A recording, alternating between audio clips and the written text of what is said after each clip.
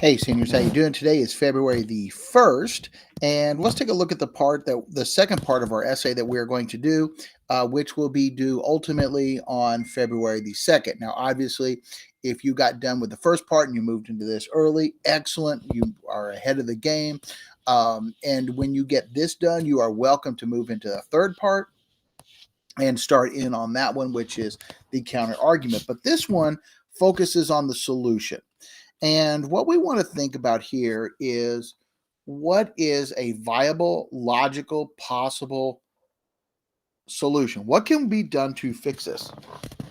Now, the solution needs to be something that people can buy into, right? Like it can't be like, yes, it will work, but it's just so difficult nobody can do or nobody will do, or it's too impossible, too costly, or whatever, right?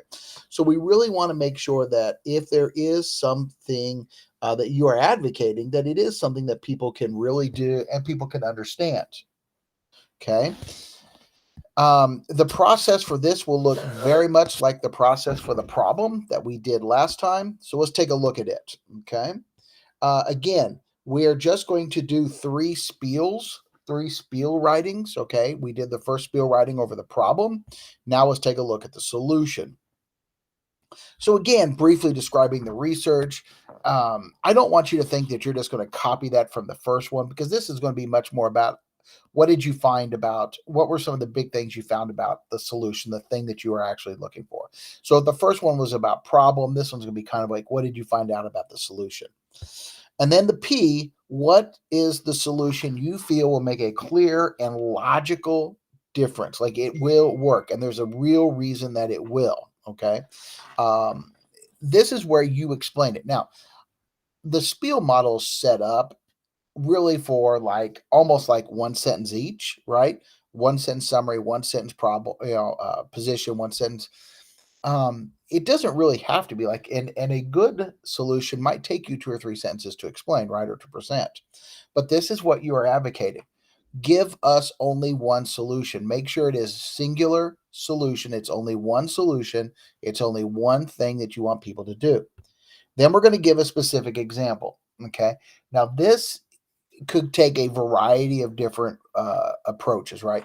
Like one, you might have, maybe you have a source that describes what the solution is, right? So that would be your example that you're using. According to AJ Love, in the Nashville Star, here's a solution, right? Location should be the primary focus when creating affordable housing. Okay, maybe it's a quote from that article that talks about why it will work, right? Putting affordable housing within 15 minutes of major industry allows people to live close to where there are plenty of jobs. Okay.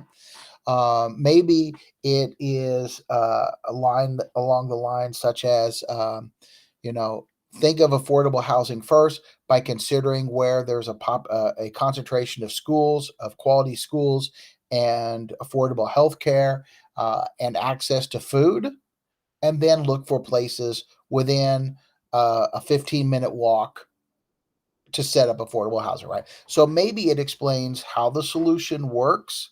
Maybe it explains what the solution is, and maybe it explains why, right? Like maybe you pull a quote that says why this is a good solution, why this would be beneficial, right? Studies have found that people who live in affordable housing close to where they work tend to take care of their community better, and they take care of that area much more, and it becomes a community, not just a place that they live. Again, we're going to add in that source that you found it at so we know how to cite it, okay? According to AJ Love in the Nashville Star, whatever, right? A, why do you feel this proves your point, right? Why do you think this is a good example to use? And then finally, you make it real for your audience again, right? Like we want to make that link to the audience so that they kind of see it and understand why this is something for them, why this is a viable option for them to buy into.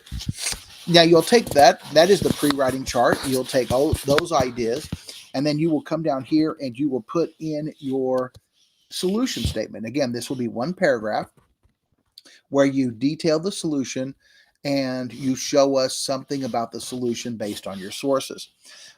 You do not need to spend time talking about the problem because that's already been addressed, right? Like you gave the problem. Now we're just dealing with the solution. Okay.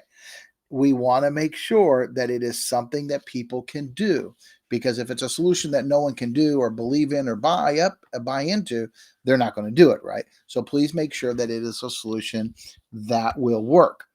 As you are kind of wrapping this up, as you are kind of um, pulling all your pieces together, really kind of keep in mind what the end goal here is, right?